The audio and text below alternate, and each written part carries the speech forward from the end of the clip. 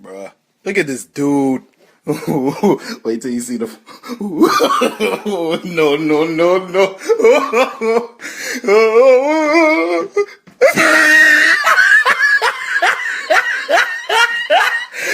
Look at the top of his head. Look at his lips.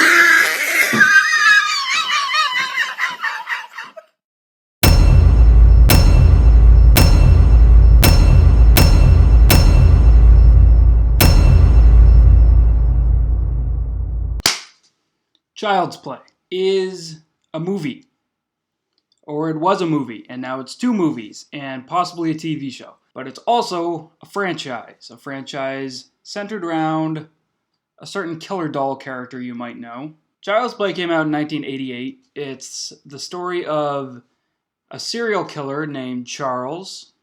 You can see where this is heading. Played by Tommy Wiseau's twin brother. So in the original Child's Play, the serial killer Charles Lee Ray is shot by a cop, but he uses a voodoo ritual.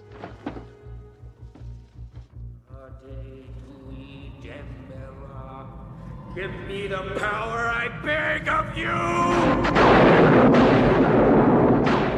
To transfer his body into the body of a good guy doll, which is basically a Cabbage Patch Kid.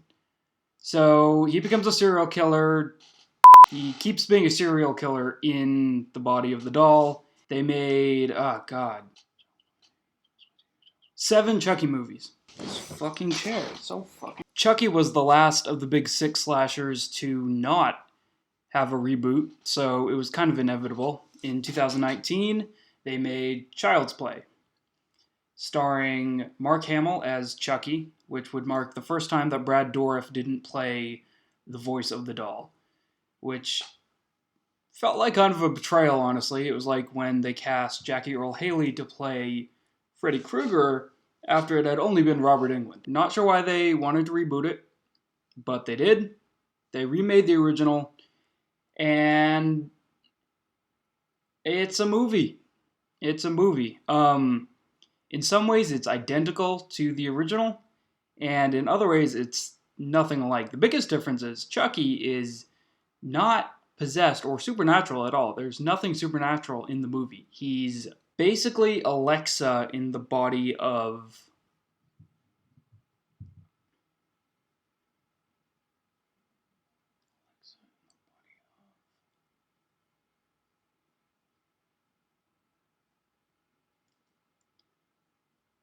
Raggedy Ann. So he's a robot who controls all your smart devices, but also he's supposed to have a personality, and he's supposed to get smarter as time goes on, which, as we know, always works out very well.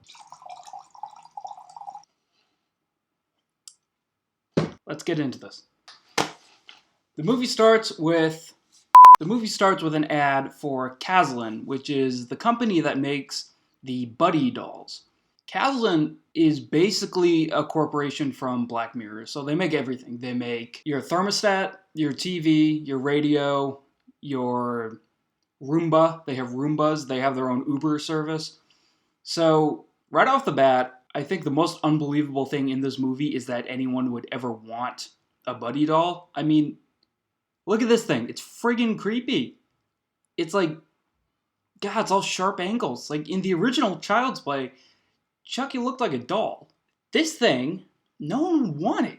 My other issue with this is people nowadays are so paranoid about AI. Like, people are scared of Alexa and Google Home. Why would they let something like this into their house? I mean, I wouldn't even trust a Roomba in my house, because those things can kill. You know, you step on it wrong, feet go out from under you, that's it. You would become a victim of the robot uprising. So then the movie cuts to the Caslin sweatshop, basically, in Vietnam, and we see this one employee kind of daydreaming while he's assembling the Chucky, or he's programming the Buddy doll. And his supervisor comes and yells at him, and the guy's like, you know what? Fuck this, I don't care anymore. And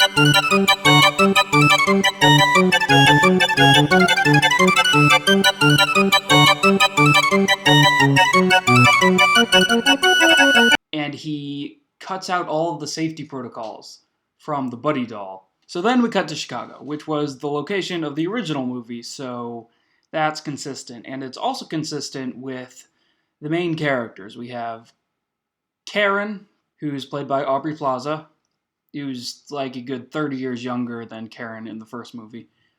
And then we got her son, Andy, who's played by Gabriel Bateman. But this Andy is... There's no nice way to put this. He's Generation Z. So Karen is working a dead-end job at Z-Mart, which may or may not be a tribute to S-Mart from The Evil Dead, but I doubt it because I don't think the people who made this movie have ever seen a horror movie.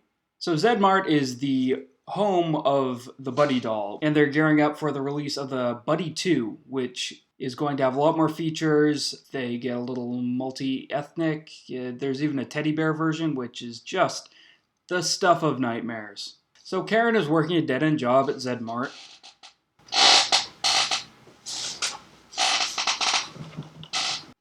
Okay, so a little background here. Karen has a boyfriend named Shane. My name's not Shane, kid. So there's this nice old lady who lives down the hall from Karen and Andy. Her name is Doreen. And her son is Mike Norris, the detective from the original movie. Really? He comes to visit his mom once a week. It's very convenient, and that's something that was not in the original movie. So one day at Z-Mart, this lady returns a malfunctioning Buddy doll, which is the one who was reprogrammed in Vietnam.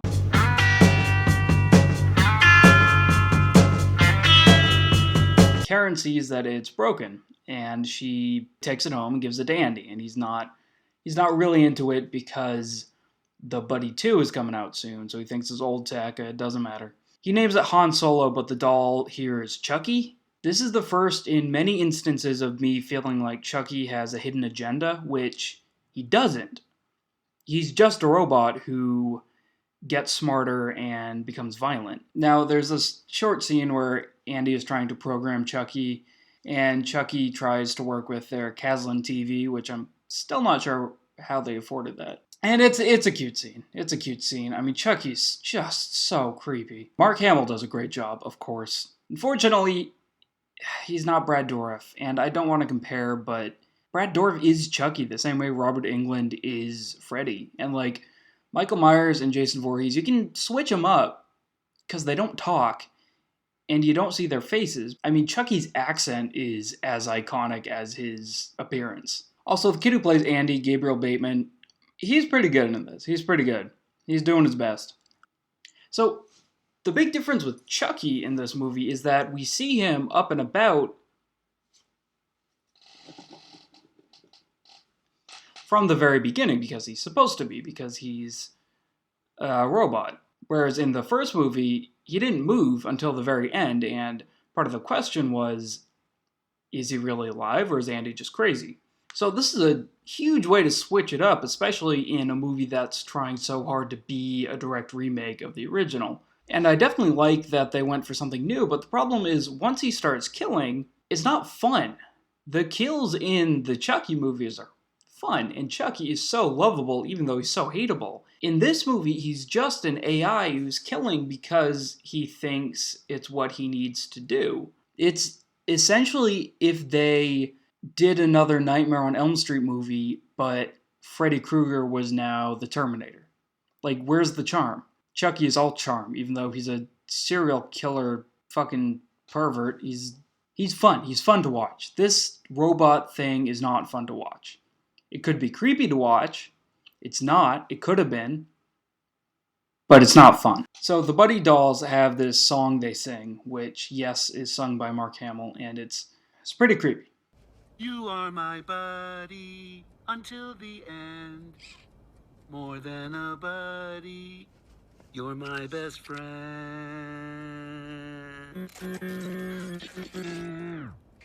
It's one of the few actually creepy parts of this movie.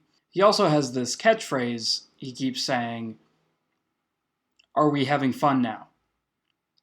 And honestly, Chucky, I am wondering the same thing. Oh, and Chucky kills his cat.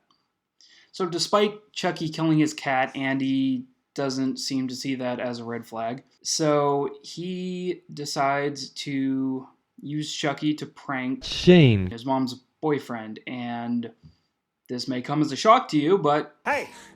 Cat's freaking out. Clean up this room. oh no, Shane. he's actually a dick. Total dick. Didn't see that coming. There's the scene where Andy is trying to get Chucky to make a creepy face, which, God, makes it so hard to take him seriously. Why did they make him look like this in the movie and in real life? So Andy meets some kids from the neighborhood, and these two are just, God, cartoon characters.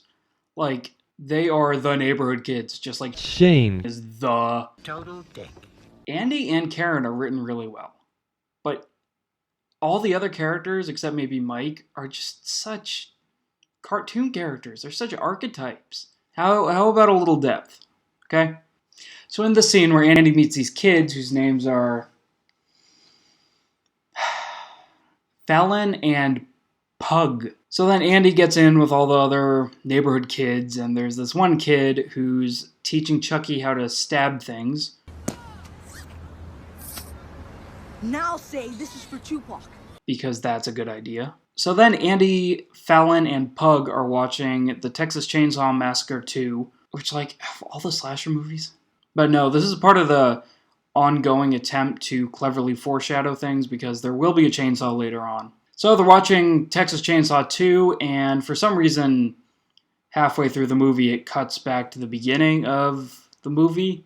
I guess they thought we wouldn't notice because they correctly assumed that horror fans would not be watching this movie. Also, how stupid is Andy letting Chucky watch this shit? I mean, Chucky is obviously getting smarter, which he's supposed to do, but he's also violent. He tried to kill Andy's cat.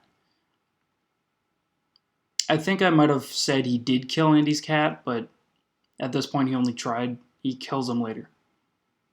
Spoilers. So then Chucky attacks Pug with a knife, and Andy stops him and locks him up, and it's the whole best friend betrayal scene that's in the third act of every movie, even though we're only halfway through. So then we see Karen and Shane watching TV. Anyways, Chucky appears out of nowhere and plays a recording of Andy saying that Shane is an asshole, and Shane gets really mad and yells at Karen. And honestly, aren't we over this at this point? I don't get it. The whole crappy boyfriend and the girlfriend slash sometimes mother who puts up with it. Like, Karen is a smart person. Does she not see that this guy is a dick? I mean, it's not Stockholm Syndrome because he's not abusive, but why doesn't she dump him? Like, she's smart enough to see that he's more of a dick than he is a good guy. Shane then yells at Andy and shoves him, and Andy does a St. Thomas Becket thing. I'm sure you don't get that reference, but basically he accidentally tells Chucky to kill Shane. And then Shane leaves the apartment and drives home to his family because he's got a wife and kids because he's a dick. So Shane goes up on a ladder to take down his Christmas lights. I wonder what will happen. And the ladder falls down and he gets wrapped up in lights and, well, his legs splinter in two. But he fell like 10 feet, so I don't really see that happening. But he crawls around this watermelon patch because I guess he grows watermelon in Illinois. It's very hard to grow watermelons in the north. Ask me how I know. So Chucky starts this thresher, I guess, like a lawnmower on steroids, and sends it straight for Shane's head. He manages to stop it with an arm, but Chucky jumps on top of him. One of his arms is wrapped up in Christmas lights, but I feel like there's many, many ways he could push Chucky off him. I mean, he's got to weigh like 3 pounds, right? So then, for some reason, he just lets go of the thresher and it slices his head, and his scalp falls onto a garden gnome because all of a sudden this is a comedy.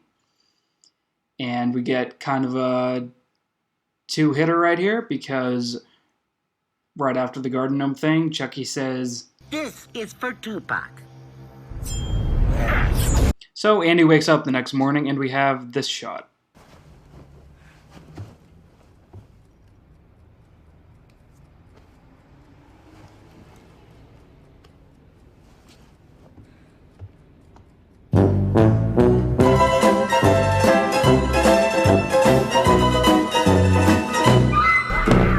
And he doesn't get rid of Chucky. Chucky has now killed a cat and a human being. Not only killed a human being, but cut his face off, which is more of that obnoxious foreshadowing, because Texas Chainsaw, and put it on a watermelon. And Andy just kind of gives him a talking to. I mean, he's freaking out, but he needs to get rid of Chucky immediately. And Chucky, at this point, I think his motivation is still that Andy is his best friend. So then he gets Fallon and Pug over and shows them the head, and they decide to wrap it up in wrapping paper from the box Chucky came in, which Andy has not thrown out. And they just wrap it in paper instead of putting it in the box and then wrapping it in paper. And then Karen catches them walking out with the watermelon head wrapped in paper, and she's like, hey, what's that? And they're like, it's a present for Doreen. And she's like, okay, cool, let's go give it to her. And I thought, okay, okay. So Andy's gonna just say literally anything to get out of this? I mean, he could have just said anything, like, oh no thanks. Hell, he could have made a Hail Mary for it and ran out and thrown the head in the garbage chute, which I wouldn't advise, but of course he does end up doing that later. For now, Andy does in fact give Doreen a human head wrapped around a watermelon, wrapped in wrapping paper. But he convinces her not to open it until his birthday.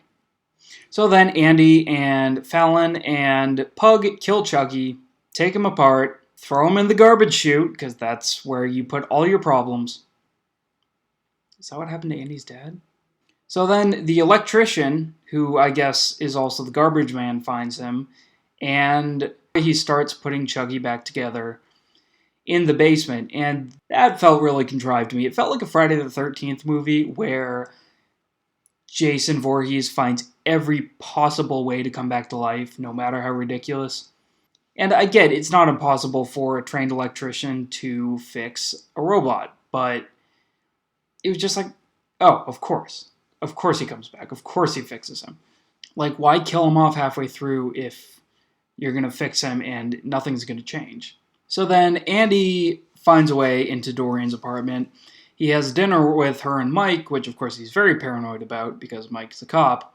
Doreen has the head sitting on her mantle, and eventually Andy grabs it and runs away.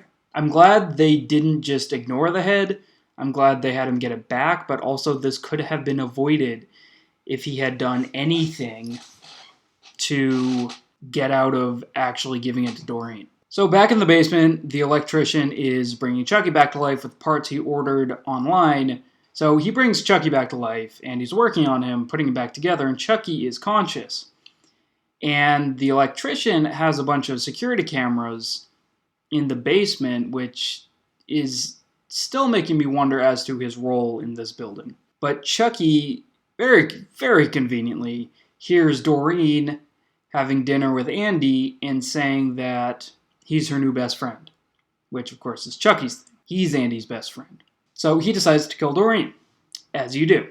So when Chucky is fully put back together, he decides to kill the electrician. So essentially, this is a very complicated scene, but eventually Chucky has the electrician hanging from a pipe on the ceiling with a table saw under him. And Chucky, of course, can control all the smart devices, so he uses the thermostat to bring the temperature up to like 200 degrees, which I don't know why the thermostat goes up that high, but I guess it does. So then the pipe gets hot and the electrician has to fall, and he drops onto the table saw, which cuts him in his dick, which I'm sure is a metaphor for something. but I don't know what. And just like Shane, he could have easily gotten out of this. He could have swung himself, he could have dropped backwards instead of forwards. He even climbs forward a step on the pipe, when if he had gone backwards, he would have dropped totally clear of the chainsaw. Table saw. So Chucky threatens Andy, which again, I don't know his motivations. Like, he seems like he wants to kill Andy, but he also seems like he wants to kill Doreen because she said Andy was her best friend. I don't get it. You won't get it. I don't think the people who made this get it. While Chucky kind of forgot about his motivation, being Andy's best friend, I certainly don't care. So then Andy tells Karen about Chucky, and she doesn't believe him. Like, she doesn't even consider believing him, which I get in the first movie. Is this creepy-ass 5-year-old kid who had a creepy-ass doll who kept saying the doll was talking to him, and the doll was alive, and the doll was killing people. That's worrisome. That's when you get your kid checked out. But this is a 12-year-old or 13-year-old kid who's obviously pretty smart and obviously understands technology, and he's got a doll who's got artificial intelligence, who Karen already knows Chucky is messed up because she got him that way. She knows he can swear. She knows he can do all kinds of things. So I don't know why she doesn't even consider believing him. Like, does she think Andy killed Shane? So Doreen takes a Kazlan Uber to Bingo because she's a cartoon character. Chucky gets out and takes control of the Kazlan, which does not have a driver. It's all AI.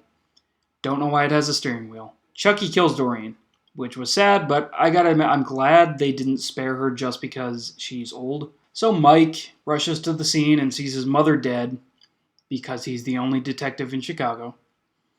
And then later, his partner tells him about Shane's head, which they found in the trash. Or a homeless man found it in the trash outside Karen's apartment.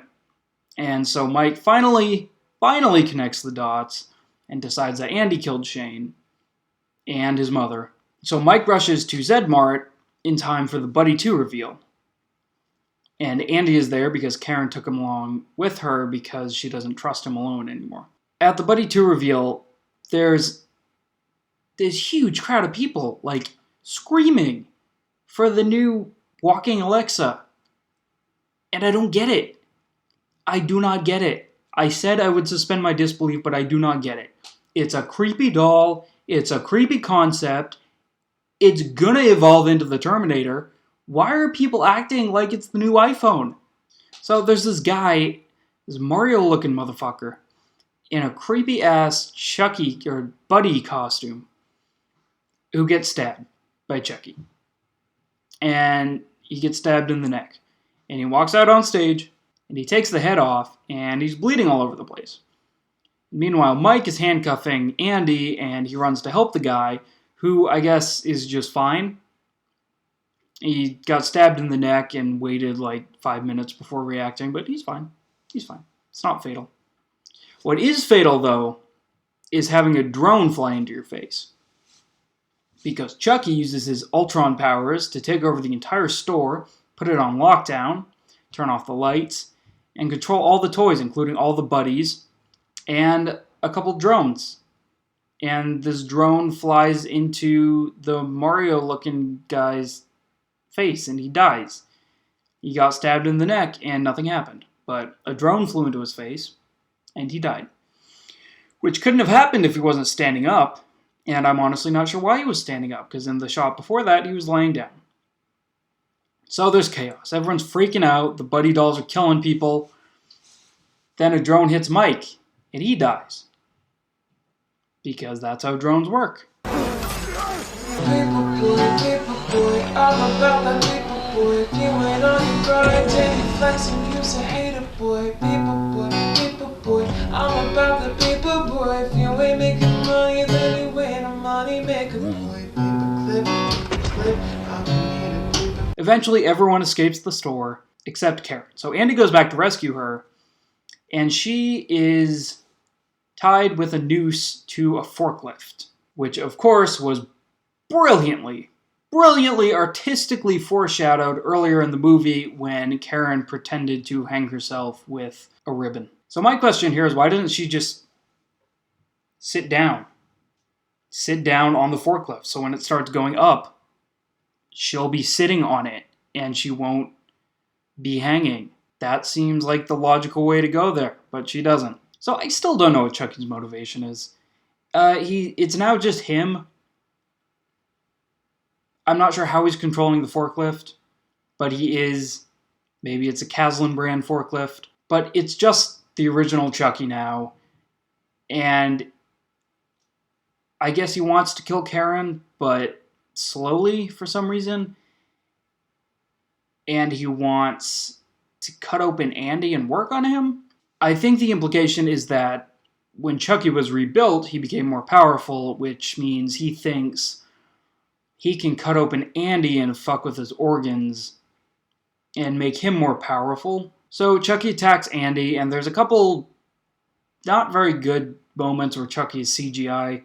And he tries to cut open Andy, but Andy starts singing the Buddy song. I don't know how that's supposed to make me feel, but it made me feel like I hate that song. So Andy tries to save his mom by cutting the rope she's hanging from with a chainsaw. Brilliantly foreshadowed, so that doesn't work. But then Andy and Chucky end up also hanging on the rope, and Andy cuts it, and they all fall, and they fight, and it's just nonsense. And then Chucky's gonna kill Andy or whatever, and then he gets shot, and it's Mike, and he's still alive.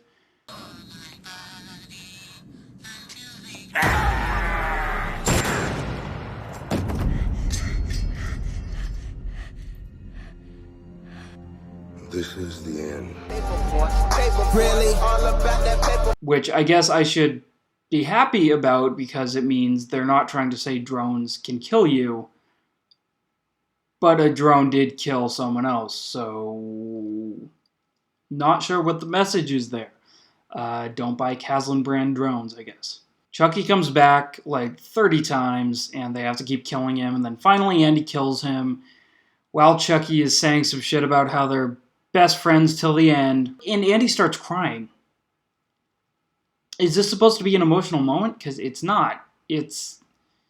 Andy had one kind of good day with Chucky, where they played games, and that kind of good day ended with him strangling Andy's cat. I have seen like 90% animosity between Chucky and Andy, and like 5% friendship and 5% bad CGI. But then he cries, and we're supposed to think he cared about the guy who just tried to murder his mother. So I guess my problem with the whole Zedmart scene is that it's not child's play. It would have been fine in a Black Mirror episode or another robot-based horror movie, but it's not Chucky, because Chucky is tied to the Chucky doll. Even in the end, when he's like Ultron, he's like an AI, he can be in any device. He's still tied in the real world to that body because that's how we know him. So controlling the other dolls, like the creepy-ass teddy bear, and the drones, and the lights and shit, it doesn't fit. It doesn't fit with who Chucky is or what this movie is, honestly. But like the original ended with Mike, Karen, and Andy killing Chucky in their apartment, and it was very low stakes, and he did come back once, all scarred up and shit, and that was cool, but it was low stakes. It wasn't some kind of huge event where a bunch of people were murdered and it affected the whole city or whatever. I don't know. I thought it should be lower stakes. It should have been lower stakes. And just because it's a remake doesn't mean it has to be higher stakes. So after Chucky's dead, the kids destroy him again. And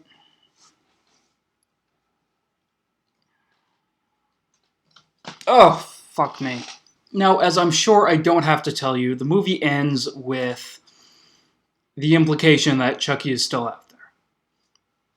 Honestly, I would have been shocked if the movie ended any other way other than a guy setting up a bunch of buddy dolls and one of their eyes glowing red, which, by the way, I forgot to mention that, but Chucky's eyes glow red for no reason other than that he's a bad guy. Like, they could have given us a little explanation as to maybe the eyes turn red to let you know the safety features aren't working and you should get him fixed, but nothing. He's a bad guy and he's got red eyes. That's just how it is. So I think the implication at the end of the movie is that Chucky is fully AI and can transfer between different bodies, which is kind of a cool idea because it makes you wonder the difference between AI and a soul. Because the original Chucky was a soul trapped in a doll who could transfer his soul to different bodies using voodoo. And then you gotta wonder, if everything is electronic, everything is smart, why couldn't Chucky transfer his soul into anything?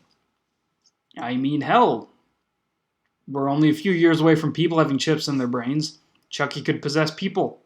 So, in conclusion, Child's Play 2019 was not terrible. It didn't have to be a Chucky movie. I'm thinking, what if they made this movie without it being a Child's Play movie?